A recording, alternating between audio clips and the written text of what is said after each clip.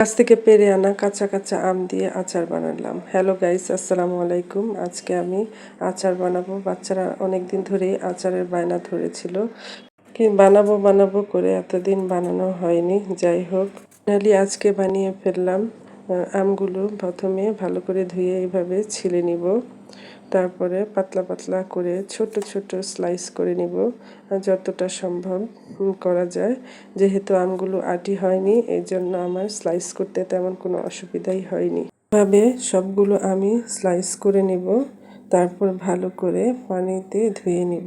যেহেতু আমের মধ্যে অনেক কষ থাকে, আচার বানাতে গেলে কষের জন্য আচারটা একটু কালো হয়ে যায়। ভালো করে ধুয়ে নেবেন যাতে কষটা না থাকে। তারপর আমি পানিটা ঝরিয়ে নিলাম।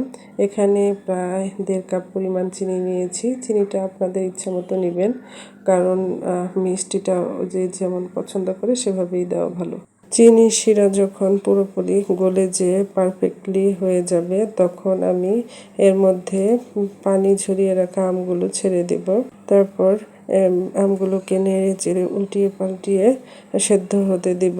আমগুলো শিরার মধ্যে সেদ্ধ হতে দিয়ে আমি আমার প্রয়োজনীয় উপকরণগুলো রেডি করে নিব।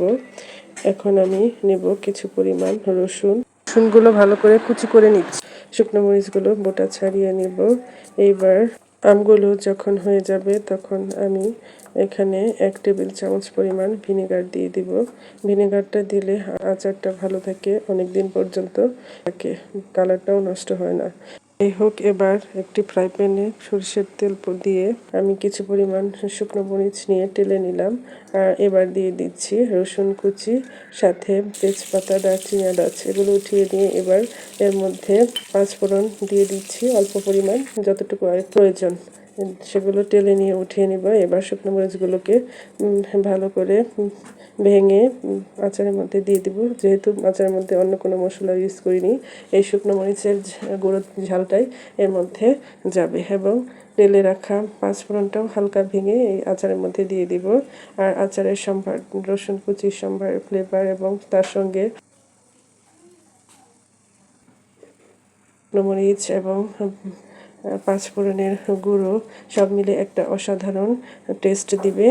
আমার বাচ্চারা তো ভীষণ পছন্দ করেছে। দেখেন, আমার মেয়ে দারুণ এক্সপ্রেশন দিয়েছে। ভিডিওটি ভালো লাগলে সবাই আমার চ্যানেলটিকে সাবস্ক্রাইব করে পাশে থাকা বেল আইকনটি বাজিয়ে দিবেন, তাহলে আমার ভিডিওটি আপনাদের সামনে পৌঁছাবে।